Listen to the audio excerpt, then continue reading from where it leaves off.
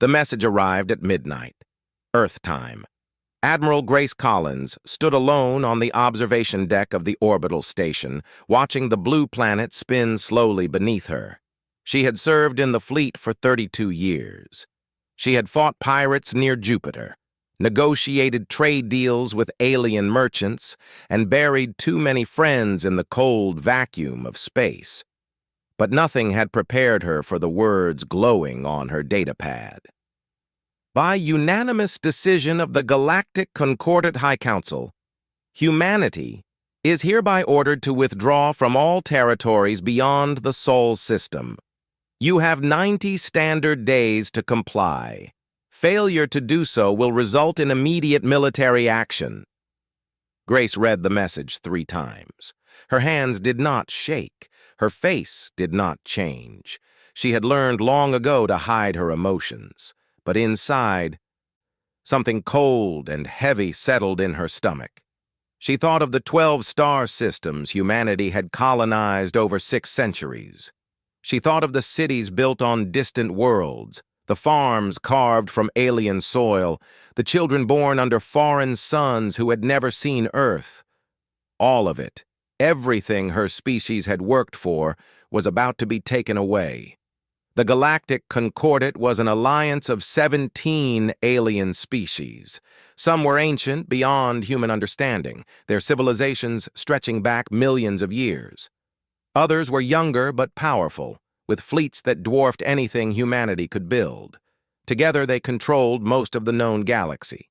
Humanity had always been the newcomer, the upstart species that expanded too fast and asked too many questions. The Concordat had tolerated human presence for decades, but tolerance was not acceptance.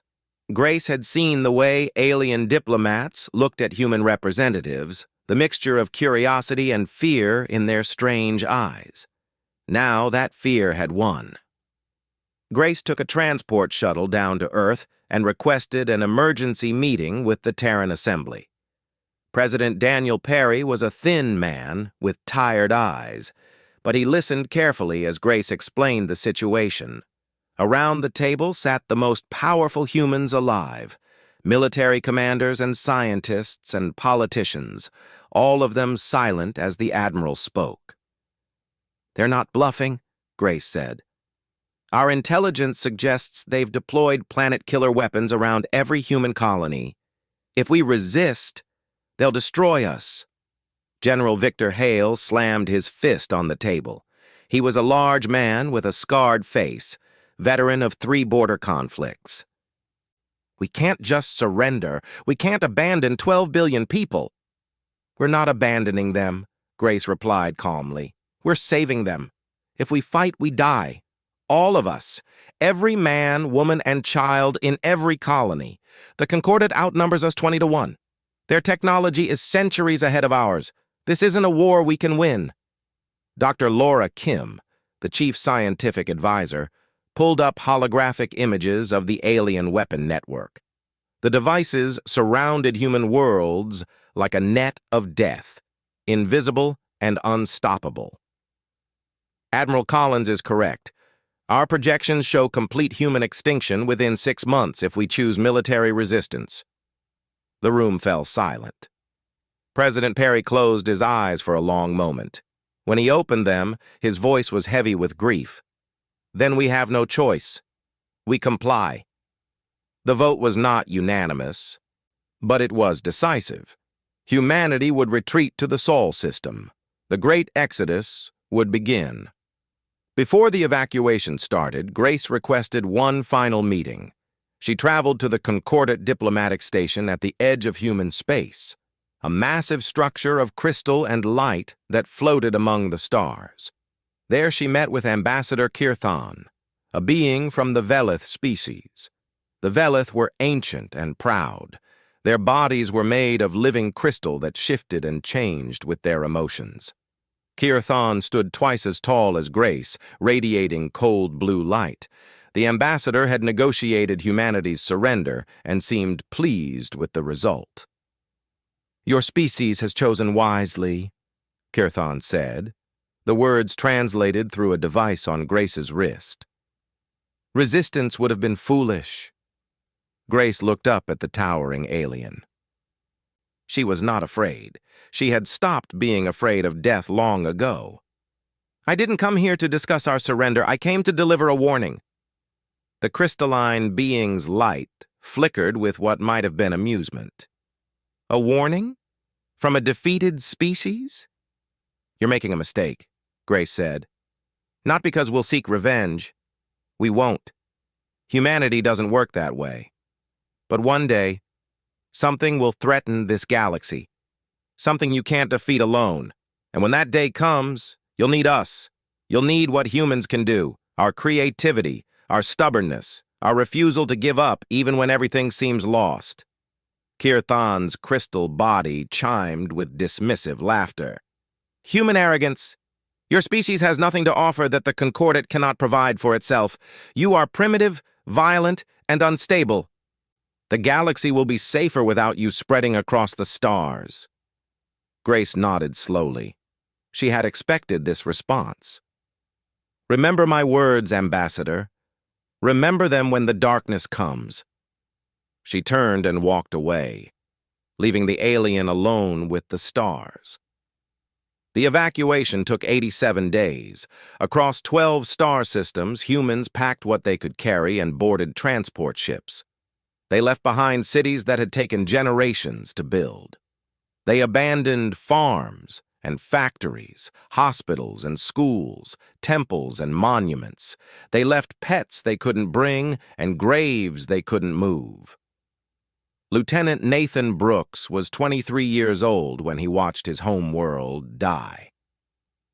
He had grown up in New Geneva, a city of 3 million people on a planet orbiting a yellow star. His grandfather had helped build the first settlement there, laying foundations in alien soil with his own hands. Now Nathan stood at the window of a crowded transport ship, watching as the lights of New Geneva went dark one by one. The power grid was shutting down. The streets were empty. Everything his family had built for 3 generations was being erased. Around him, people wept.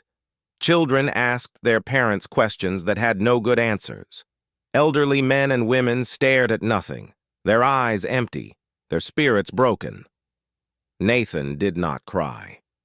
He made himself watch until the last light disappeared and the planet was just another dark sphere against the stars.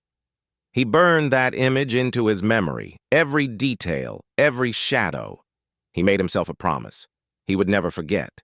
He would never forgive. And somehow, someday, he would make sure that humanity was never this helpless again. The transport ships gathered in formation and began the long journey home to Seoul. Behind them, the colonies fell silent. Streets that had echoed with human laughter grew still. Gardens that human hands had planted began to wither. Buildings that human minds had designed started to crumble.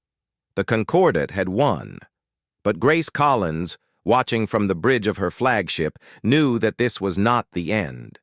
It was only the beginning.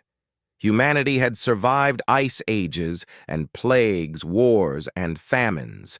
They had clawed their way from caves to the stars. A setback, even one this devastating, would not destroy them. It would only make them stronger. The fleet entered faster than light travel, leaving the lost colonies behind. Earth waited ahead, small and blue and defiant, humanity's first home, and now its only home. The exile had begun. 50 years changed everything. The Sol system that humanity returned to was crowded and broken. 12 billion refugees flooded a planet that already held 8 billion people. The first decade was chaos. Food shortages sparked riots. Housing became impossible. Old nations blamed each other for the disaster, and ancient hatreds flared back to life. But humanity had always been at its best when facing extinction. President Maria Vasquez rose to power 15 years after the exile. She was the daughter of refugees from New Geneva, a woman who had grown up hungry and angry and determined. Under her leadership, the scattered nations of Earth finally united into a single government. The old flags came down. The old borders dissolved. For the first time in human history, there was only one nation, one people, one goal: survival. Director Amy Santos ran the most secret project in human history. Her laboratory floated in orbit around Jupiter, hidden among the gas giant's countless moons. Only a handful of people knew it existed. Even fewer understood what happened inside. Project Prometheus had one mission: ensure that humanity would never be helpless again. Amy was 62 years old, but her mind was as sharp as it had been at 20. She had been a young physicist when the exile happened, watching from Earth as the refugee ships limped home. She had sworn that day to dedicate her life to making humanity strong enough to face any threat. Now, 50 years later, she was close to success. "The new engine works," she told her team, her voice trembling with excitement. "We can travel faster than light without using the jump gates." The jump gates were the Concordate's greatest achievement, a network of artificial wormholes that connected the galaxy. Every spacefaring species depended on them for long-distance travel. The Concordate controlled the gates, which meant they controlled who went where and when. Humanity had been cut off from the network after the exile.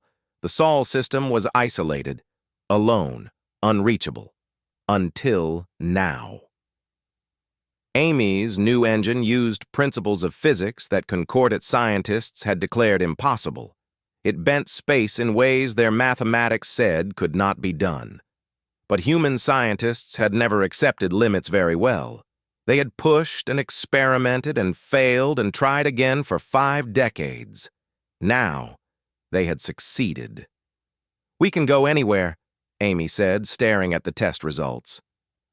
"Anywhere in the galaxy, without anyone knowing. The Concordate won't even see us coming." Commander Nathan Brooks received the news in his office on Mars. He was 73 years old now, his hair white and his body worn, but his eyes still held the fire of the young man who had watched New Geneva die. He commanded Earth's home defense fleet, a force that had grown from a handful of damaged ships to an armada of 3,000 vessels. Every ship was built in secret, hidden in asteroid fields and buried beneath the surfaces of moons. The Concordate thought humanity was broken and contained. They had no idea what was growing in the darkness.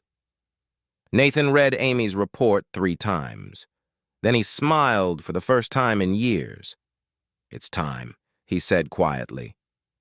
"It's finally time." President Vasquez called a secret meeting of humanity's highest leaders. They gathered in a bunker deep beneath the Antarctic ice, a room that existed on no map and in no computer system. Around the table sat generals and scientists, engineers and spies, the quiet architects of humanity's rebirth. "We have a choice," Vasquez said. "We can use this technology to run. We can flee to the far edges of the galaxy, beyond the Concordate's reach, and build a new civilization where they'll never find us." She paused, her dark eyes sweeping across the room. "Or we can stay. We can watch. We can prepare. Because someday, something will threaten this galaxy. Something even the Concordate can't defeat. And when that day comes, we'll be ready."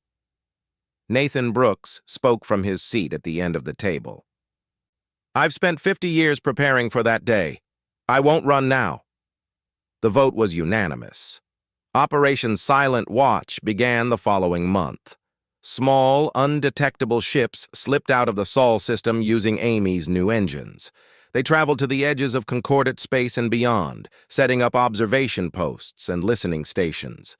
They gathered intelligence on alien movements, political changes, and military developments. The reports that came back painted a troubling picture. The unity that had expelled humanity was falling apart. The Velith Dominion, once the Concordat's most powerful member, had grown aggressive and hungry for expansion. Smaller species were being absorbed or destroyed. The Kreth hegemony, ancient enemies of the Velith, were building massive fleets in preparation for war. The peace that had driven humanity away was crumbling. On Earth, society transformed. Every citizen served 2 years in civil defense training. Scientific education became mandatory for all children. The birth rate was carefully managed to maximize genetic diversity and talent. Resources that once went to luxury goods now went to research and development. Humanity became hard, focused, patient. Amy Santos continued her work, developing weapons and defenses that operated on principles alien engineers had never imagined. She created shields that could absorb energy and redirect it. She designed missiles that could think for themselves, adapting to enemy countermeasures in real time. She built ships that could heal their own damage, using materials that grew like living tissue. Nathan Brooks trained his fleet constantly. His captains ran drills every day, practicing formations and tactics against simulated enemies. He studied every report from the observation posts, learning how alien species fought, finding their weaknesses, planning how to exploit them. The years passed. 10, 20, 30. On Earth, children grew up hearing stories of the exile. They learned about the colonies their grandparents had built and lost. They were taught to remember, but not to hate. Hatred was a distraction. Revenge was a waste of energy. What mattered was being ready. Amy Santos was 92 when she called Nathan Brooks with urgent news. Her voice was weak with age, but her words carried the weight of decades of work. "Something's coming," she said. "Our deep space probes have detected movement beyond the galactic rim. Massive movement. Billions of objects. All heading this way." Nathan felt the cold settle into his bones, the same cold he had felt watching New Geneva die. "How long until they reach Concordat space?" 10 years, maybe less. Nathan closed his eyes. He thought of the young lieutenant he had been, making promises to himself as his homeworld went dark. He thought of the decades of preparation, the secret fleets, the hidden weapons, the silent watchers at the edge of space. "Then we have 10 years to finish getting ready," he said, "because whatever's coming, whoever it threatens, humanity will be there to meet it." He ended the call and looked out his window at the stars. Somewhere out there, beyond the darkness, something terrible was approaching. And somewhere out there, the species that had cast humanity aside had no idea what was coming. But humanity knew. Humanity was ready. The swarm came from the void between galaxies. No one knew what they were. No one knew where they started. They were not a species in any normal sense, not a civilization with goals and plans and dreams. They were hunger-given form. 1 billion organic ships driven by nothing but the need to consume. The first Concordat system fell in 6 hours. The Velith sent their greatest fleet to stop the swarm at the Kyrath Nebula. 2,000 warships, the pride of an ancient civilization, commanded by their most brilliant admiral. The battle lasted less than a day. When it ended, nothing remained but debris and silence. Ambassador Kirthan watched the footage in a chamber of crystalline light. The ancient being had not felt fear in 10,000 years. The Velith had conquered that weakness long ago, burning it out of their genetic code like a disease. But watching those ships die, watching the swarm devour everything in its path, Kirthan felt something cold and terrible crawling through their crystal body. It was fear, raw, primal, inescapable fear. The Concordat's response was chaos. Emergency councils were called and collapsed into argument. Species that had cooperated for millennia suddenly remembered ancient grudges. The Kreth hegemony withdrew their fleets to defend their own territory. The Morath Collective stopped responding to communications entirely. 3 smaller species were wiped out in the first year, their worlds stripped bare by the endless hunger. On Earth, Nathan Brooks sat in a council chamber and listened to intelligence reports. He was 93 years old, too weak now to command ships himself, but his mind was still sharp. Around him sat the leaders who would decide humanity's fate. "The swarm is consuming everything in its path," the intelligence officer reported. "Current projections show they'll reach the edge of Concordat space within 5 years. After that, with no one left to slow them down, they'll find Sol within another decade." President Carlos Rivera was a young man by the standards of those who remembered the exile. He had grown up hearing stories, but he had never seen an alien face to face, never felt the humiliation of being driven from his home by superior force. "What are our options?" he asked. General Patricia Webb, commander of ground forces, spoke first. "We can fortify the Sol system, use everything we've built over the past 80 years to create a defensive position, maybe hold them off, maybe not." Dr. Amy Santos attended the meeting by hologram. She was 97 now, too frail to travel, but her voice still carried authority. "That won't work. The swarm doesn't stop, it doesn't retreat, it just keeps coming until everything is dead. We've seen the data. Fortification is just a slower form of extinction." Rivera turned to the old admiral in the corner. "What do you think, Commander Brooks?" Nathan was silent for a long moment. He thought of New Geneva.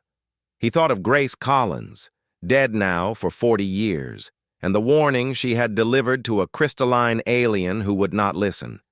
He thought of the promise he had made to himself as a young man, watching his homeworld die. "We helped them," he said finally. The room erupted in angry voices. Rivera raised his hand for silence, but the arguments continued. Humanity had spent 80 years preparing because the Concordat had thrown them out like garbage. Why should they risk everything to save the same species that had caused so much suffering? Nathan let them shout. When they finally quieted, he spoke again. "I remember the exile better than anyone in this room. I remember watching the lights go out on New Geneva. I remember the faces of people who lost everything. I have hated the Concordat for most of my life." He paused, his old eyes moving across the room. "But that hate kept me focused. It kept me working. And now I understand something I didn't understand when I was young. We didn't spend 80 years preparing for revenge. We prepared because we knew this day might come. A day when the galaxy would need something only humans could provide." Amy Santos spoke up, her hologram flickering. "He's right. We have weapons they've never seen, ships they can't imagine, tactics they've never faced. We can make a difference. We can save them." "And if we don't?" another voice asked. "If we just let them die?" Nathan shook his head. "Then we become what they thought we were. Selfish, primitive, dangerous only to ourselves. We prove them right about everything. Is that who we want to be?" The vote was close, closer than anyone expected. But in the end, humanity chose to help. First Contact Officer Diana Cole was dispatched to find what remained of the Concordat leadership. She traveled in a small ship, crossing space that had been forbidden to humans for 80 years. When she arrived at the emergency council station, the alien guards almost fired on her out of shock. She requested an audience with whatever authority remained. She was taken to a chamber where representatives of 9 surviving species sat in exhausted despair. Ambassador Kirthan was among them, the ancient crystalline beings, light, dim, and flickering. Diana stood before them, A small human woman facing creatures that towered over her, creatures whose ancestors had built civilizations while humanity was still learning to use fire. "I bring a message from Earth," she said. "Humanity offers its assistance. No conditions. No demands for apology or payment. We will fight beside you against the swarm." The chamber fell silent. Kirthan rose slowly, crystal body chiming with emotions the translator could not name.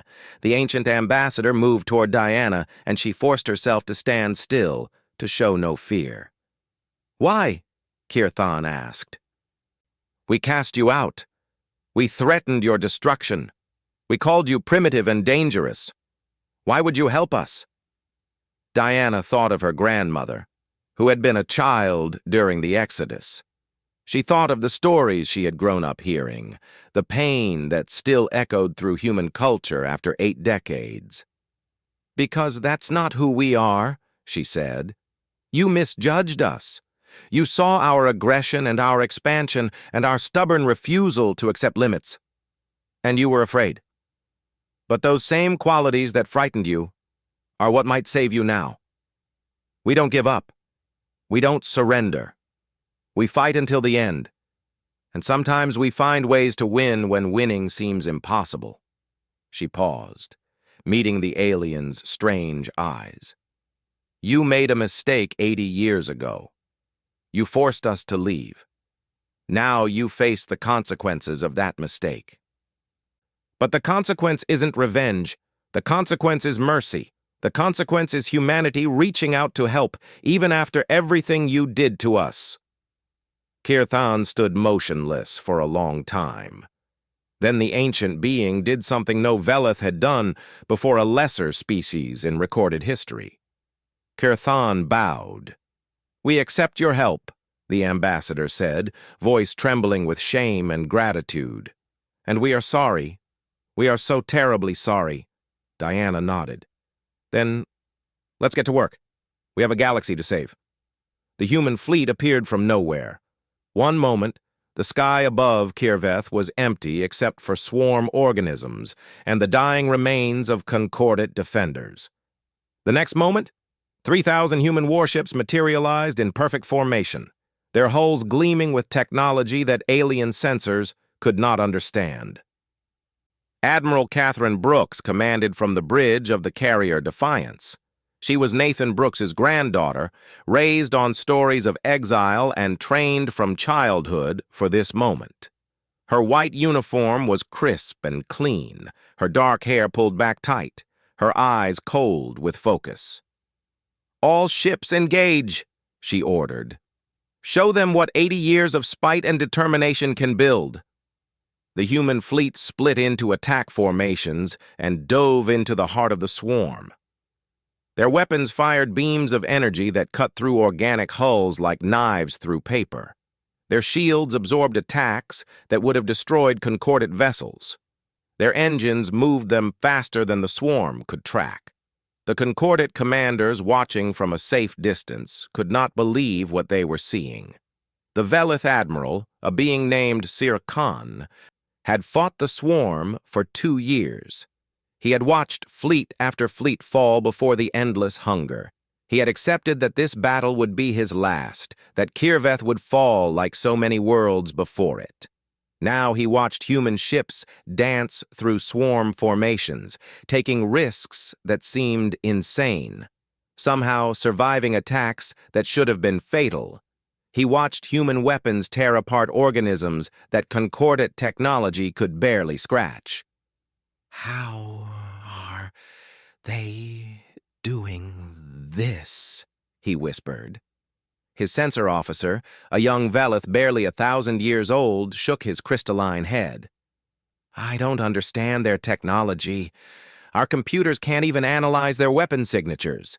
It's like they're operating on completely different principles of physics." The battle lasted 14 hours. When it ended, the swarm fleet retreated. It was the first time they had ever retreated. The organisms that survived fled into deep space, leaving behind mountains of dead tissue and broken ships. Catherine Brooks received a transmission request from Admiral Siricon. She accepted it, and the Veleth's image appeared on her screen.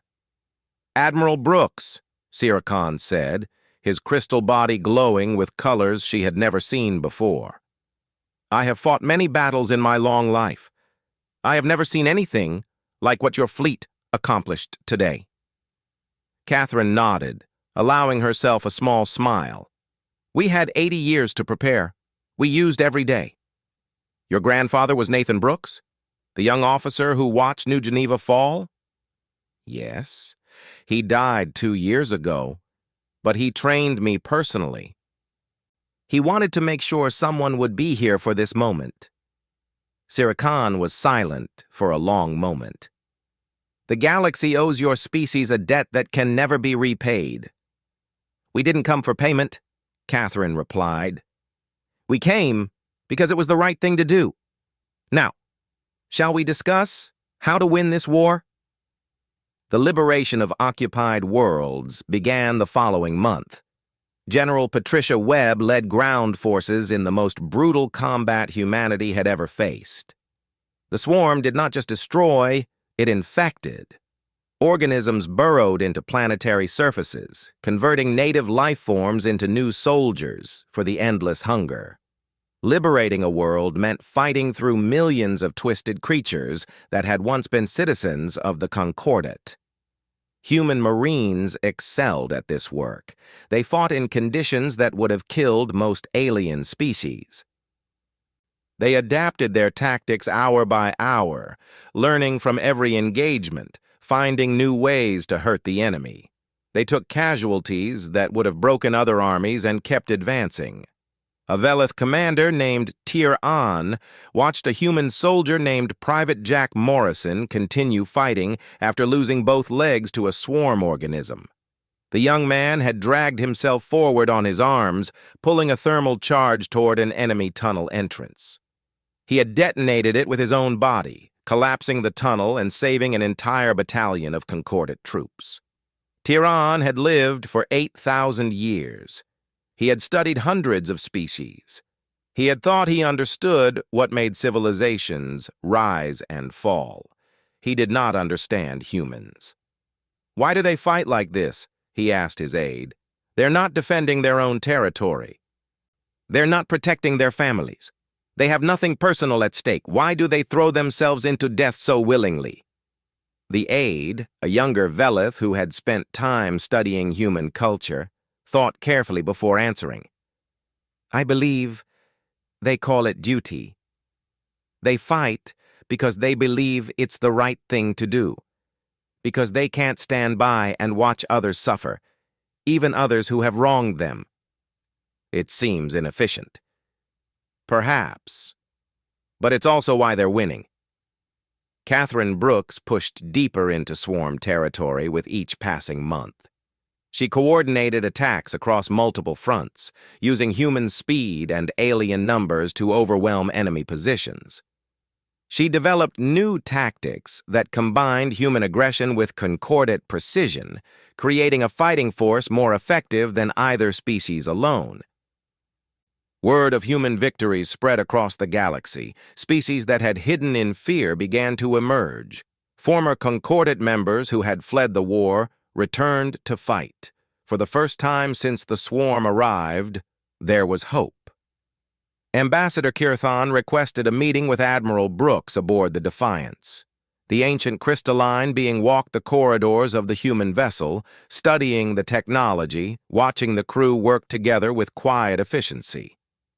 When they finally sat across from each other in Catherine's office, Kirthan spoke words that had been building for 80 years. "I met your great-grandmother, Admiral Grace Collins. She came to me before the exile and delivered a warning. She said that one day we would need humanity, that we would need your creativity and your stubbornness and your refusal to give up." Catherine nodded. "I've heard the story." I laughed at her. I called her words human arrogance. I dismissed her species as primitive and dangerous and beneath Concordat notice. Kirthan's crystal body dimmed with shame. I was wrong. I was so terribly wrong." "You were afraid," Catherine said gently. "We were new and strange, and we grew too fast. You didn't understand us, so you feared us.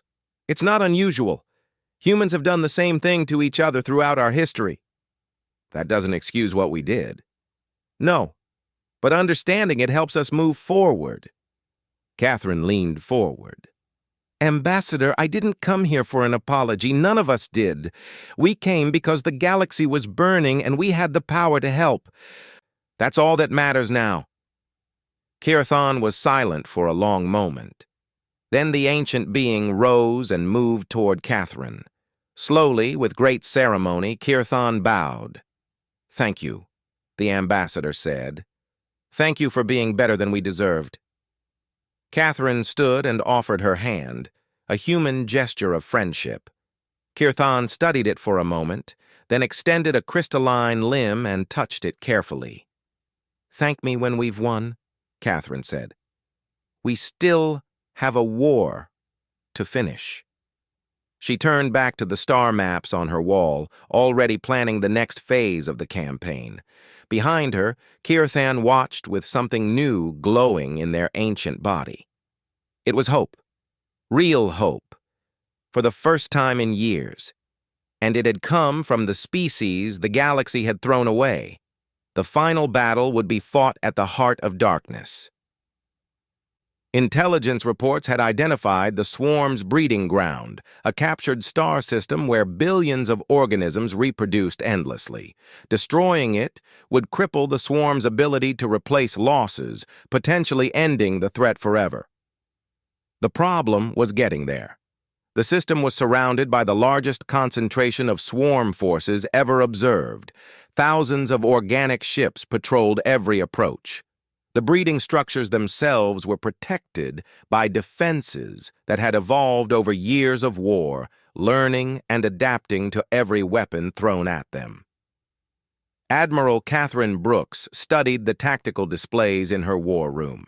Around her stood the commanders of the combined fleet, human and alien, working together for the first time in galactic history. It was the largest military force ever assembled. Ships from 15 species united by desperation and hope.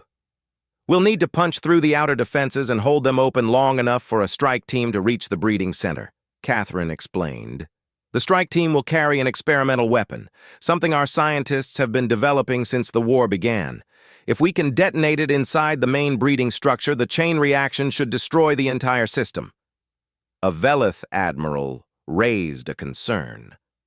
"The weapon will require manual detonation. The swarm's organic interference fields will block remote signals." "I know," Catherine said quietly. "It's a one-way mission."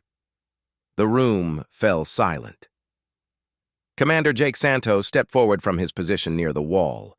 He was young, barely 30, but he had earned his place through brilliance and bravery.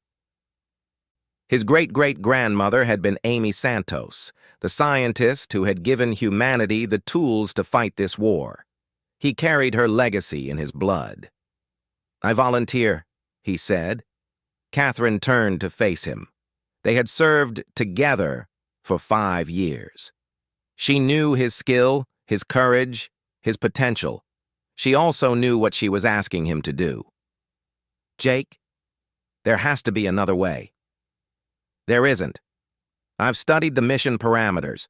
The pilot needs to navigate through interference fields that will blind most sensors.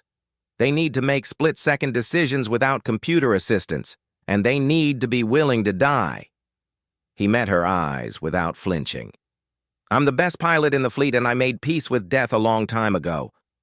Catherine wanted to argue. She wanted to order him to stand down, to find someone else, to discover some alternative that didn't require sacrificing one of her best officers.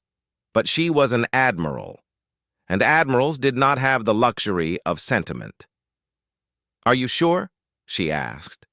Jake nodded. "My great-great-grandmother spent her whole life making sure humanity would be ready for this moment.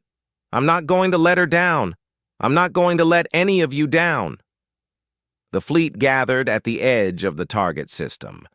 3,000 human warships, 2,000 Velith cruisers, 1,500 Kreth battle barges, hundreds more from a dozen other species.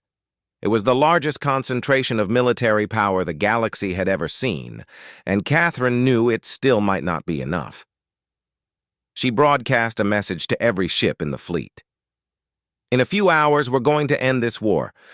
We're going to destroy the thing that has consumed worlds and murdered billions. We're going to win, but we're not going to do it alone. Look around you. See the ships beside you, human and Velith, Kreth and Morath, species that have fought each other for millennia, standing together against a common enemy. She paused, letting the words settle. 80 years ago, humanity was cast out of this galaxy.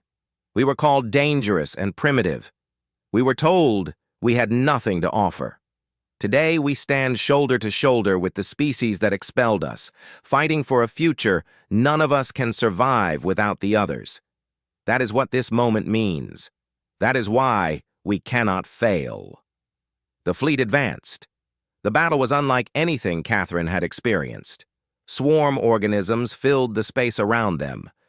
Billions of living weapons attacking from every direction. Ships exploded. Crews died. The combined fleet pushed forward through a wall of death, paying for every kilometer with blood. Catherine coordinated from the Bridge of Defiance, watching her tactical displays with cold focus. She directed reinforcements to weak points, pulled back damaged units, kept the advance moving despite catastrophic losses. 12 hours into the battle, the strike team launched. Jake Santos piloted a small, fast vessel through gaps in the swarm's defenses. His ship was designed for this mission, built with every advantage human science could provide, but it was still a fragile thing in an ocean of enemies. He flew through fields of organic debris, dodging tentacles that reached for his hull. He slipped past sensor clusters that should have detected him. He pushed his ship faster than it was designed to go, burning through fuel reserves he would never need again. Behind him, the combined fleet fought to keep his path open. Human destroyers sacrificed themselves to draw swarm attention. Velith cruisers created barriers of energy fire. Kreth battle barges rammed organisms that tried to pursue. Jake reached the breeding structure. It was massive beyond comprehension, a living mountain of tissue and organic machinery that pulsed with terrible life. Billions of new organisms were being created inside, ready to spread across the galaxy and consume everything in their path. Jake transmitted a final message to the fleet. "Tell them we never forgot who we are. Tell them we never stopped being human. Tell them this is what we choose." Catherine received the transmission on her bridge. She bowed her head and whispered a prayer she had learned from her grandfather, words Nathan Brooks had spoken every night since New Geneva. "We remember. We endure. We overcome." Jake flew his ship into the heart of the breeding structure and detonated the weapon. The explosion was visible from systems away. A wave of energy tore through the swarm's breeding ground, destroying everything it touched. The chain reaction spread through organic networks, burning away the machinery of reproduction that had created endless armies of hunger. The swarm did not die instantly, but without the ability to replace losses, they were doomed. Over the following years, the combined fleet hunted down every remaining organism, cleansing the galaxy of the ancient threat. The war was over. In the aftermath, the Galactic Concordat formally dissolved. Its members recognized that the old order had failed, that fear and isolation had nearly destroyed them all. In its place, they created the Galactic Union, an organization built on cooperation and trust. Humanity was offered a founding seat. More than that, they were offered leadership. President Sophia Chen stood before the first Union Assembly, facing representatives of 30 species. The chamber was vast and beautiful, filled with beings that had once despised humanity as primitive and dangerous. 80 years ago, you forced us to leave, she said. You feared what we might become. And perhaps you were right to fear us, not because we were dangerous, but because you didn't understand us. You didn't understand that humans don't become strong by conquering others.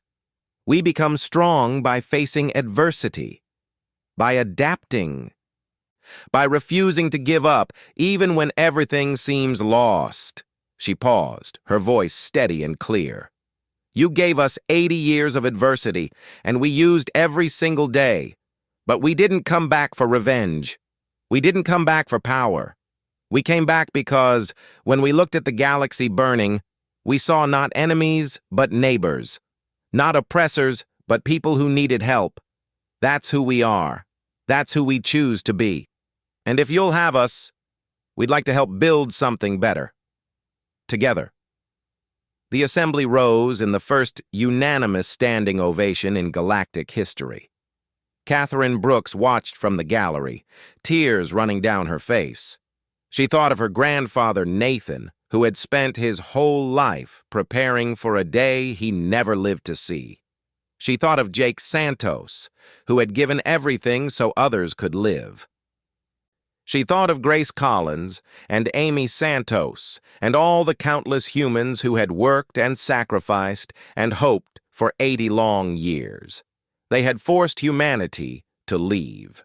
They had faced the consequences.